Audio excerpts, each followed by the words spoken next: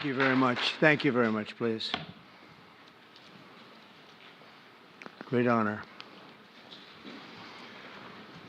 I'm thrilled to welcome the Prime Minister of India, my friend, Narendra Modi, back to the White House. We spent a lot of time here and a lot of time in India, and he's a very special man. Prime Minister, it is a pleasure to extend to you the same hospitality that you showed Melania and myself when we traveled to your beautiful country 5 years ago. It's hard to believe, so long ago, and it seemed like yesterday. It was beautiful. We opened the cricket stadium, 129,000 seats, I think the largest stadium in the world, and it was an incredible period of time. There is truly a special bond between the United States and India, and the world's oldest democracy and the world's largest democracy. And I believe the world's largest country in terms of the numbers of people. And today, the Prime Minister and I are announcing a framework to strengthen those ties even further economically. And the U.S. India Compact for the 21st century is a historic initiative that will deepen every aspect of our partnership and our friendship. Starting this year, we'll be increasing military sales to India by many billions of dollars. We're also paving the way to ultimately provide India with the F-35 stealth fighters. In 2017, my administration revived and reinvigorated the Quad security partnership. In our meeting today, the Prime Minister and I reaffirmed that strong cooperation among the United States, India, Australia, and Japan. And it's crucial, really, to maintaining peace and prosperity, tranquility, even in the Indo-Pacific. In addition, the United States and India will be working together like never before to confront the threat of radical Islamic terrorism, a threat all over the world, actually. Today, I'm pleased to announce that my administration has approved the extradition of one of the plotters and one of the very evil people of the world, and having to do with the horrific 2008 Mumbai terrorist attack, to face justice in India. So he's going to be going back to India to face justice. As we deepen our defense partnership, we'll also strengthen our economic ties and bring greater fairness and reciprocity to our trading relationship. As a signal of good faith, Prime Minister Modi recently announced the reductions to India's unfair, very strong tariffs that limit U.S. access into the Indian market very strongly. And really, it's a big problem, I must say. India imposes a 30 to 40 to 60 and even 70% tariff on so many of the goods, and in some cases far more than that. And as an example, a 70% tariff on U.S. cars going into India, which makes it pretty much impossible to sell those cars. Today, the U.S. trade deficit with India is almost $100 billion, and Prime Minister Modi and I have agreed that we'll begin negotiations to address the long-running disparities that should have been taken care of over the last 4 years, but they didn't do that, in the U.S.-India trading relationship, with the goal of signing an agreement. And we want, we want a certain level playing field, which we really think we're entitled to, and he does also, in fairness. So we're going to work on that very hard, and we can make up the difference very easily with the deficit, with the sale of oil and gas, LNG, of which we have more than anybody in the world. The Prime Minister and I also reached an important agreement on energy that will restore the United States as a leading supplier of oil and gas to India. It will be hopefully their #1 supplier. In the groundbreaking development for U.S. nuclear industry, India is also reforming its laws to welcome U.S. nuclear technology, which is at the highest level, into the Indian market. This will bring safe, clean, and affordable electricity to millions of Indians and tens of billions of dollars to the U.S. civilian nuclear industry in India. And under the framework we are announcing today, the United States and India are also joining forces to ensure that artificial intelligence and other advanced technologies are developed by two of the most advanced nations, intellectually and otherwise technologically, anywhere in the world. There's nobody very much closer. We have an incredible relationship there, and this is where it seems to be heading. And artificial intelligence, a very complex subject, but it seems to be where people want to be and they want to go, and we're leading right now by a lot, but other people will try to catch us. I don't know if they're going to be able to. We're going to make it available. We're going to make tremendous amounts of electricity available. We're going to let the people that are buying the electricity make their own electric plants, electric generation plants. And we've never done this in our country, but we're going to get it done very quickly. Lee Zeldin and his group are going to get the approvals in very rapid form.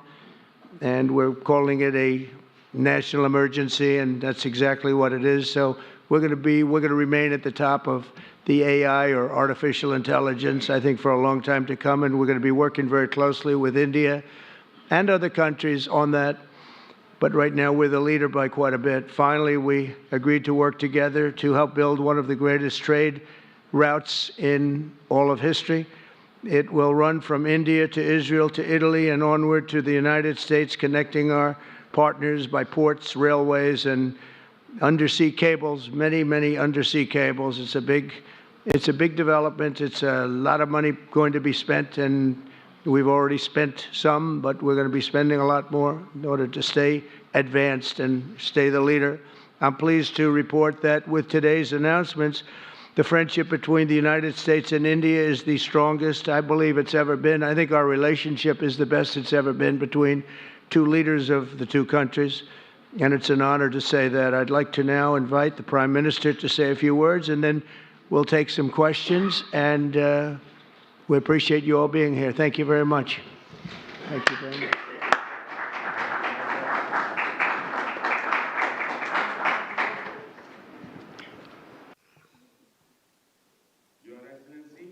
Your Excellency, President Trump,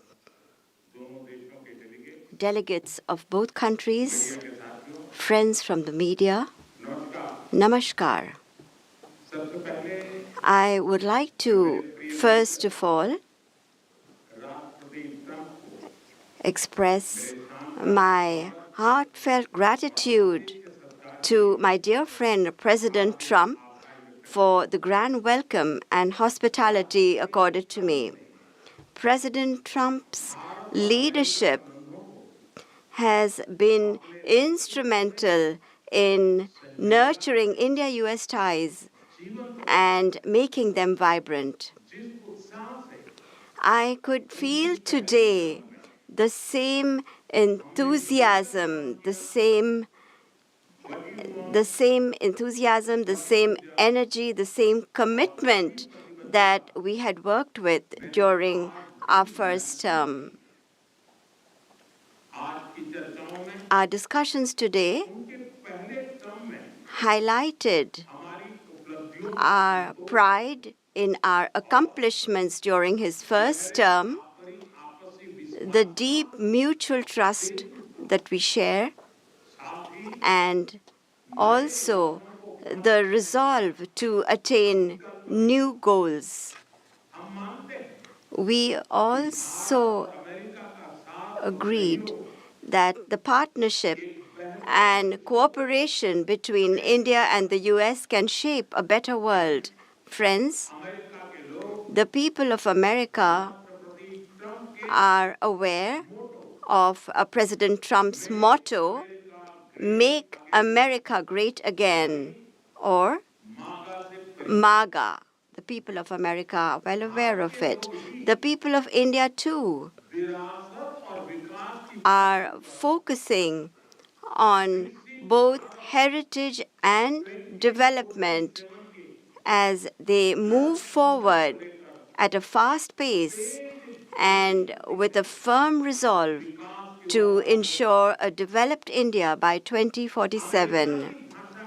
If I were to say this, borrowing an expression from America, our vision for a developed India is to make India great again, or MEGA.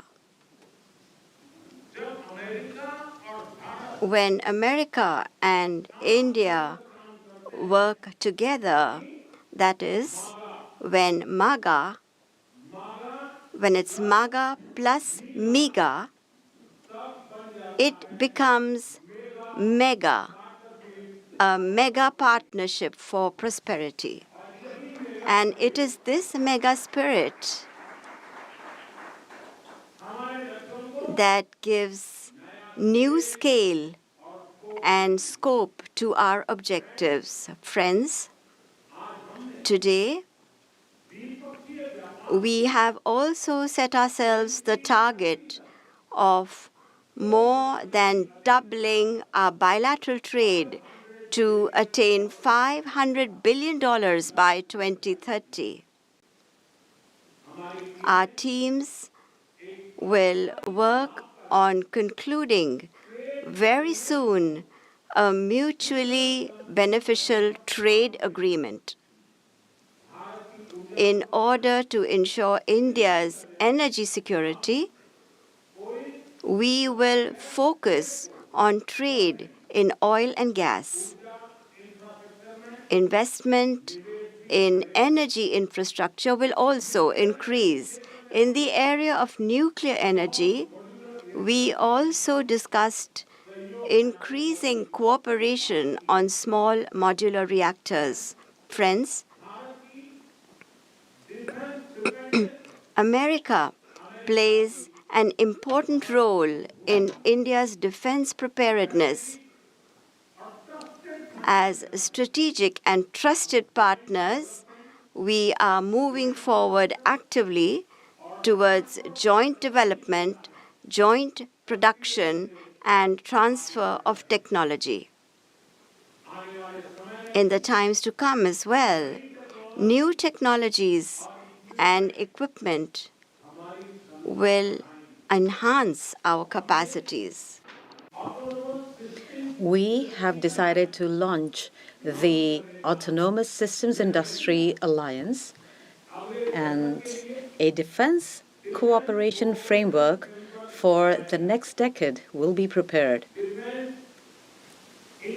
Defense interoperability, logistics, repair, and maintenance will also be its key components.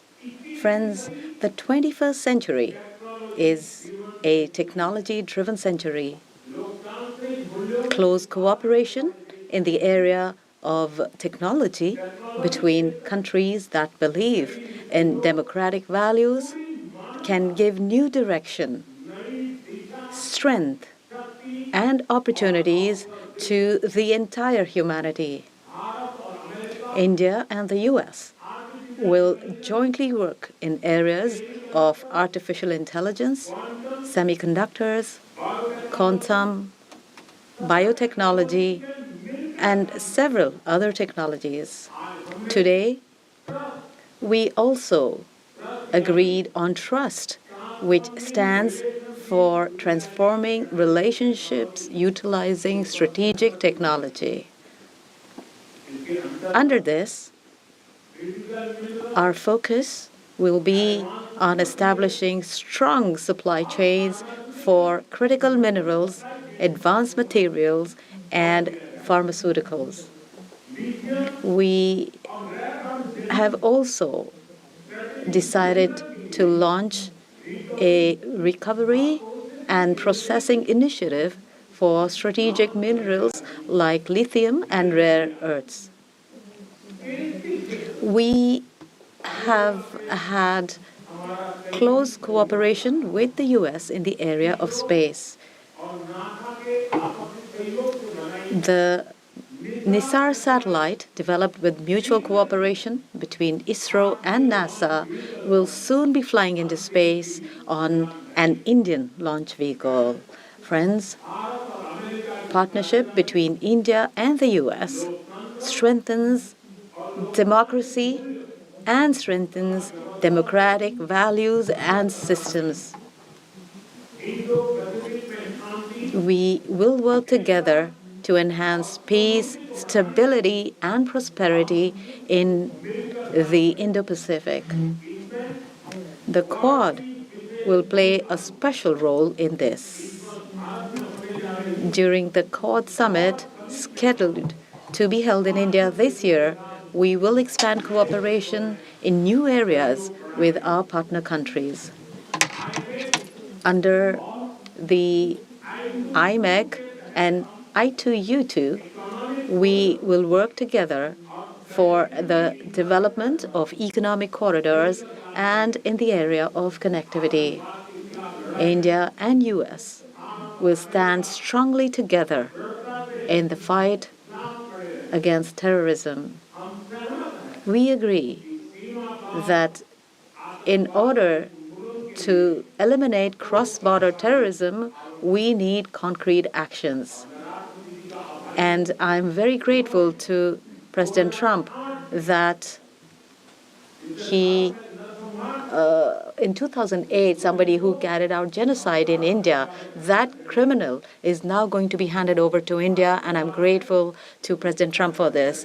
And appropriate action will be taken in the courts in India. Friends, the Indian community living in the U.S. is an important link in our relations. In order to further deepen our people-to-people ties, India will soon open new consulates in Los Angeles and Boston. These will be new consulates. We have invited American universities and educational institutes to open their offshore campuses in India. President Trump, I am grateful to you for your friendship and strong commitment towards India. The people of India still fondly remember your visit in 2020 and hope that President Trump will come and visit them again. On behalf of 1.4 billion Indians, I invite you to visit India. Thank you. Thank you very much. Thank you. Thank you very much. Okay. Beautiful. Okay, thank you very much. That was excellent. We'll do a few questions, please. Please, go ahead. Please, go ahead. Yeah. Yeah, blue shirt.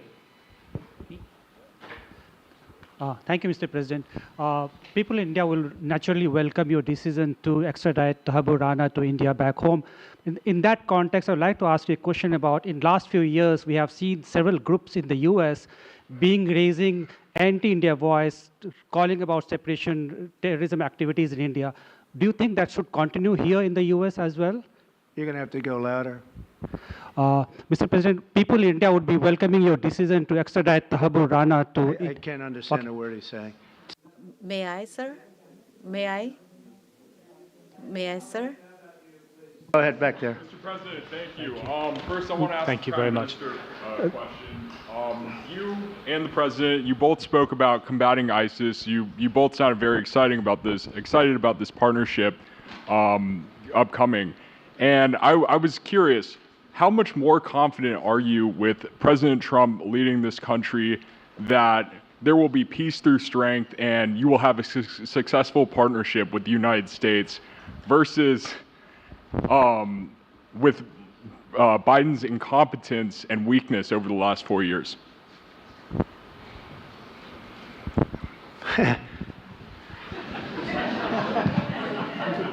That's your question, but I'll answer it. I agree with you. Yeah, gross incompetence. We're going to have a fantastic relationship, and it has been.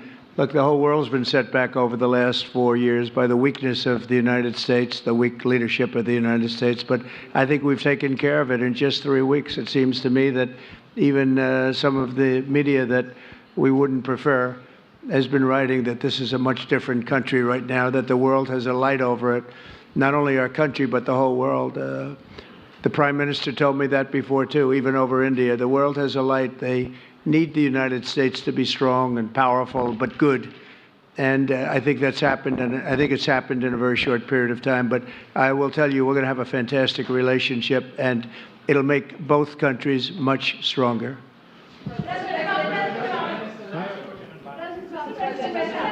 Yes, go ahead, please.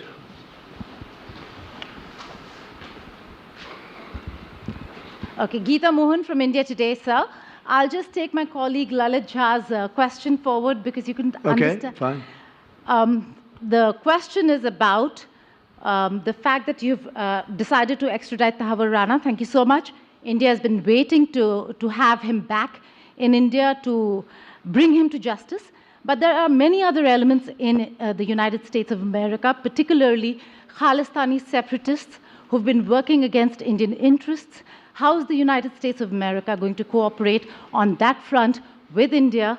There have been allegations that have been leveled against Indian agencies by the Biden administration. Are you going to relook that with Tulsi Gabbard as DNI now? Well, I don't think India had a very good relationship with the Biden administration. They wouldn't sell them oil and gas, which is rather hard to believe because, it's a good thing to do.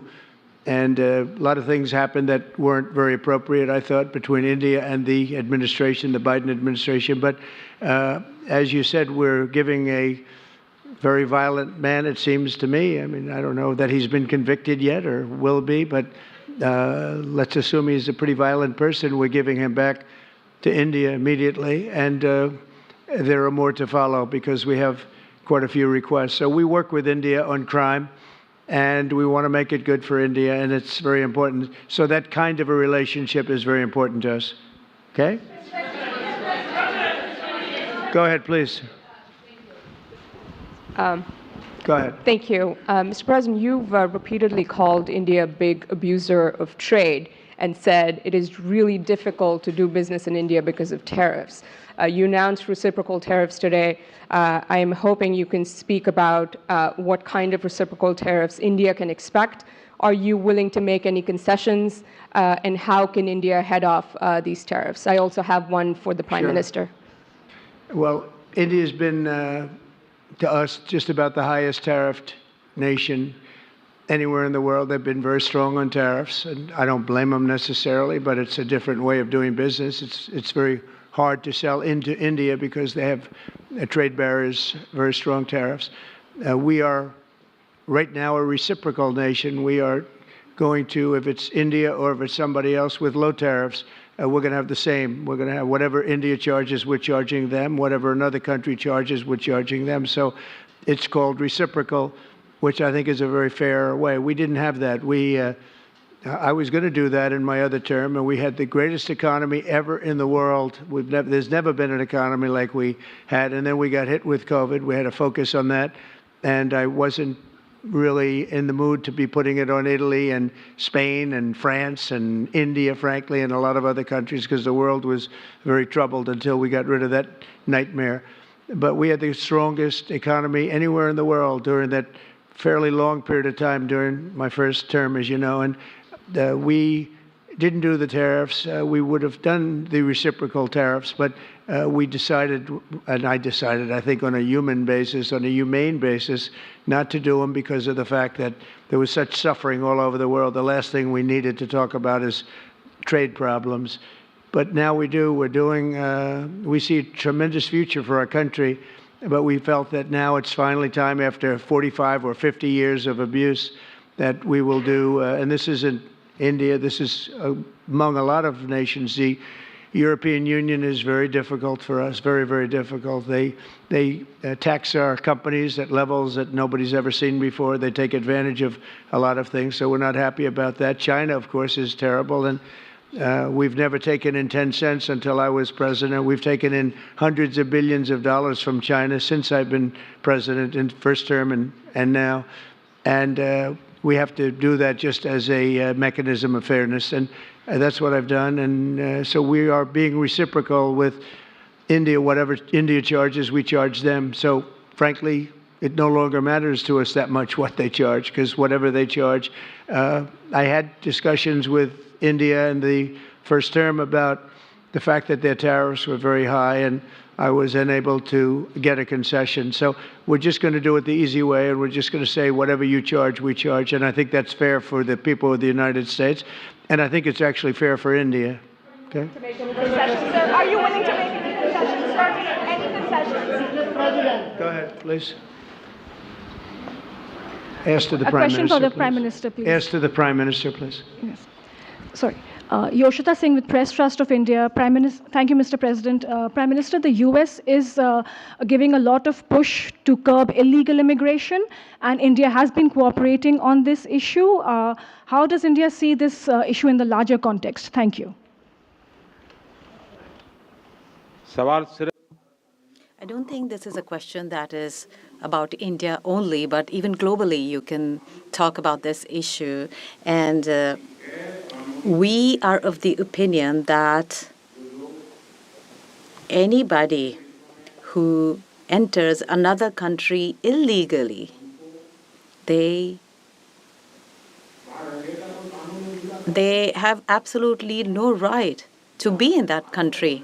And as far as India and the U.S. is concerned, we have always been of the same opinion, and that is that any verified Indian who is in the U.S. illegally, we are fully prepared to take them back to India. However, it doesn't stop there.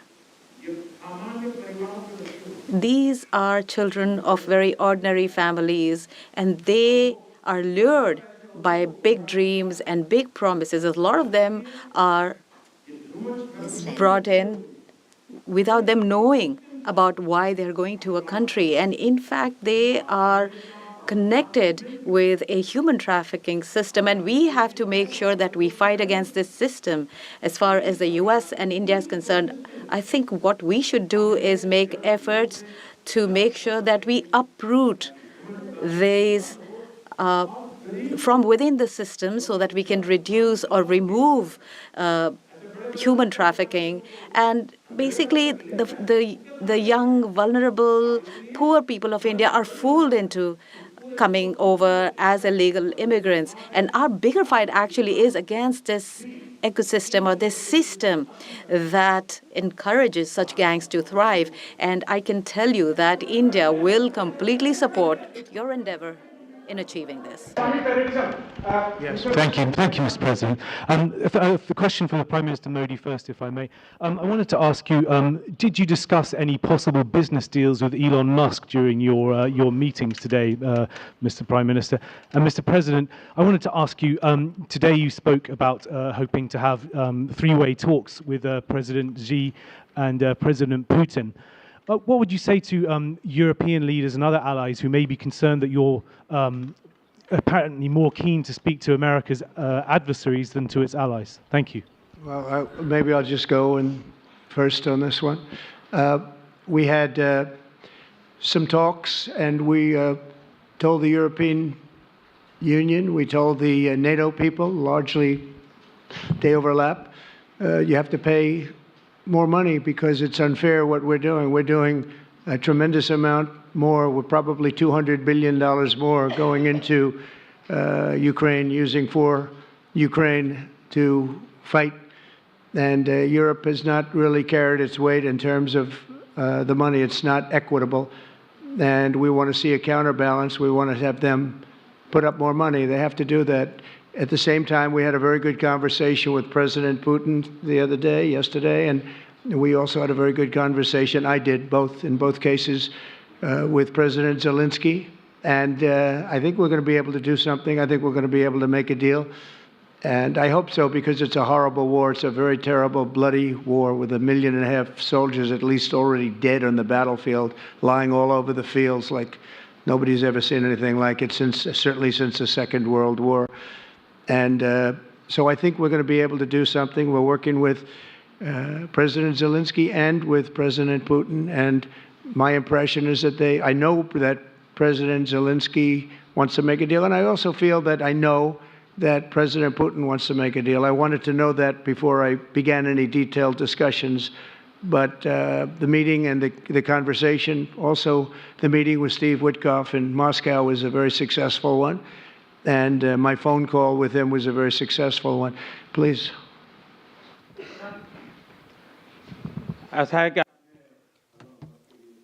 You asked a question regarding Elon Musk. I have known him for a very long time. I was not even a prime minister at the time when I first met him. I was chief minister. And today he came to meet me along with all his family, with his children. And so we had a nice discussion. As far as the EV is concerned, EVs are concerned, the the word EV has a copyright, and that is one person who has a copyright for the word EV, and that is Trump.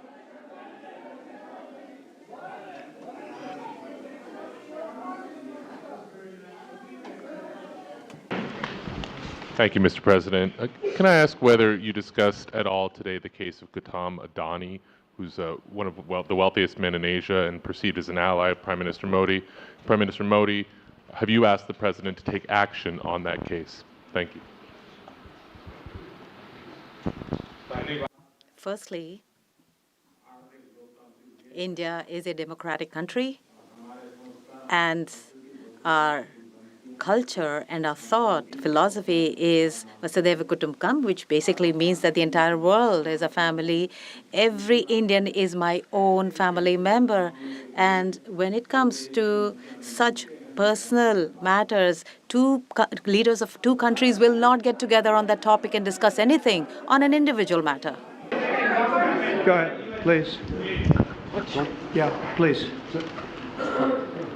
Sir, go ahead, please. Yes. Thank you, Mr. President. Thank you, Mr. Prime Minister. I have a question for you as well. But, Mr. President, you have suggested, with regards to the Russia-Ukraine war, you've suggested several things that Ukraine should give up. The idea of NATO membership, territory that was seized back in 2014 by Russia. What should Russia give up? Russia has gotten themselves into something that I think they wish they didn't. If I were president, it would not have happened. Absolutely would not have happened. And it didn't happen for 4 years. If you look at what has taken place under President Bush, they lost a lot. Under President Obama, they lost Crimea. Under Biden, it looks like they could lose the whole thing. Under Trump, they lost nothing. Ukraine lost nothing. They didn't give up anything. And you take a look at the other three presidents surrounding me, they gave up a lot. I think that when you look at Ukraine and when you look at the mess that they're in, it's got to be ended and it's got to be stopped. Now, Russia's taken over a pretty big chunk of territory, and they also have said from day one, long before President Putin, they've said they cannot have Ukraine be in NATO. They said that very strongly. I actually think that that was the thing that caused the start of the war. And Biden said it, and Zelensky said it, and I think that was one of the reasons, one of the starts of the war. But from long before Putin, they said you cannot have Ukraine going in any way into NATO. And I start from that standpoint. I think everybody knew that. Now, if a better deal can be negotiated, if they are able to make a deal where they can do that, that's fine with me. I really don't care. I want that bloodshed to stop. I don't want to see, we have an ocean between us and the site we're talking about, the site of death. We're calling it the fields of death. We have a big ocean in between us. This is more important for Europe. We shouldn't be in. They have to equalize, and they're going to have to do it fast, but they have to equalize. But as far as the negotiation, it's too early to say what's going to happen. Maybe Russia will give up a lot. Maybe they won't. And it's all dependent on what is going to happen. The negotiation really hasn't started. But I will say, as far as NATO is concerned, from many years before President Putin, I will tell you that I've heard that Russia would never accept that. And I think Ukraine knew that, because Ukraine wasn't in and never requested to be in until more recently. So that's the way it is, and I think that's the way it's going to have to be. Go ahead, please. All right, go ahead, please, with the tie. With the tie, yeah. Mr. President, yes, go ahead, please. This is Saurabh Shukla from News Mobile. Mr. President, you spoke about Prime Minister Modi as a tough negotiator. Who was a tougher negotiator today, and who has a better negotiating tactic when it comes to tariffs. Oh, he's a and much trade. tougher negotiator than me, and he's a much better negotiator than me. There's not even a contest. Okay?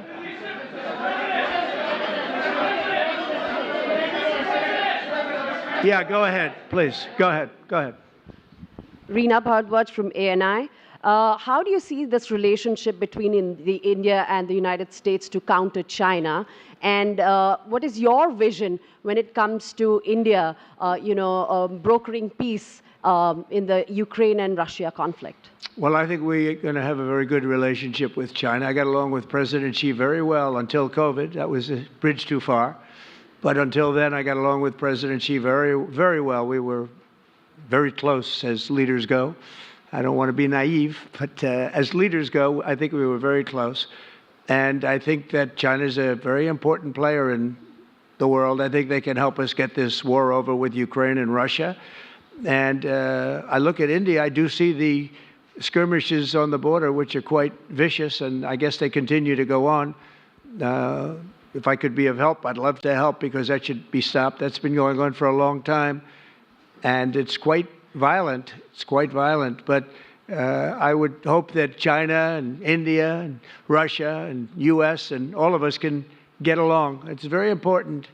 The power of weaponry today is, and not only nuclear, but nuclear in particular, the power of weaponry is very important. I said before that I had very constructive talks in my first term with President Putin about the denuclearization of the two countries, and then we were going to go to China after we worked some kind of a deal. And we, at the confines of a deal, he really wanted to do it, so did I, denuclearize. And it's such a beautiful term when you think about it. In other words, to bring it down, because the power of those weapons is too great. And I did speak to President Xi about that, and I was getting also a very good response. He's building a very strong nuclear power. He's not very close to Russia or the United States right now, but he will be soon. I mean, he'll catch up over the period of 4 or 5 years, they say. But it would be a great thing if we could, on a military basis. We're going to spend this year $915 billion on military. Russia, without the war, was spending close to 100, but with the war, I can't tell you what they're spending, but they're spending a lot. And China is spending $400 and $450 billion. We're over $900 billion. And I said, it doesn't really make sense, does it? We're spending the money against each other, and we could spend that money for better purpose if we got along. And I'll tell you, I think that something like that will happen. First, when I left, as you know, 4 years ago, we didn't have Israel and the Middle East. We didn't have October 7th, a disaster, the disaster. Nothing was happening. Iran was not going to do anything, because Iran did not have much money at that point. They were broke. They were totally broke. They didn't have money for Hamas or for Hezbollah.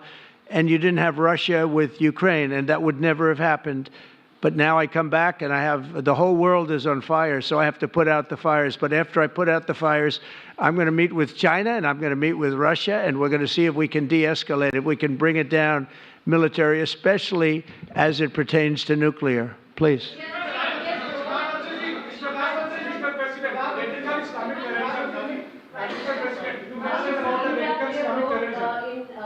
Mike, please.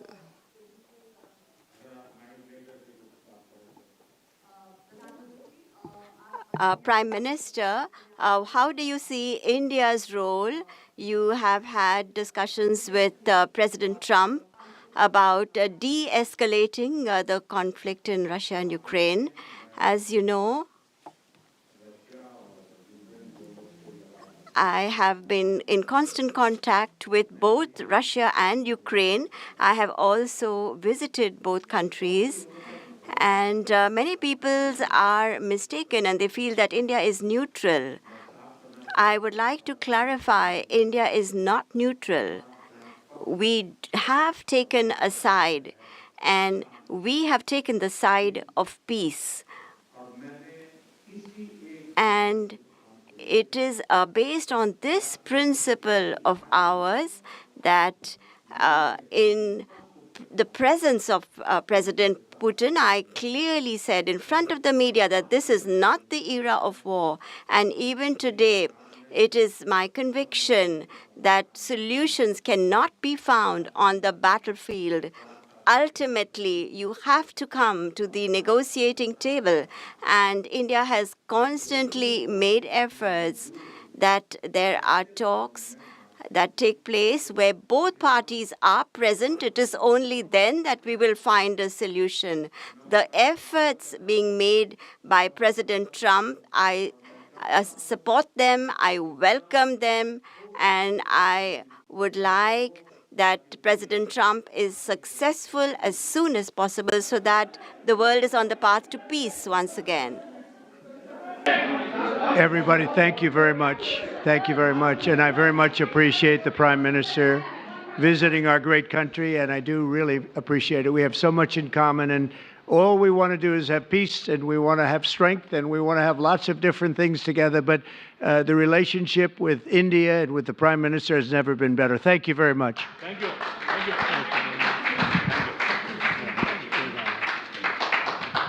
Thank you. Thank you.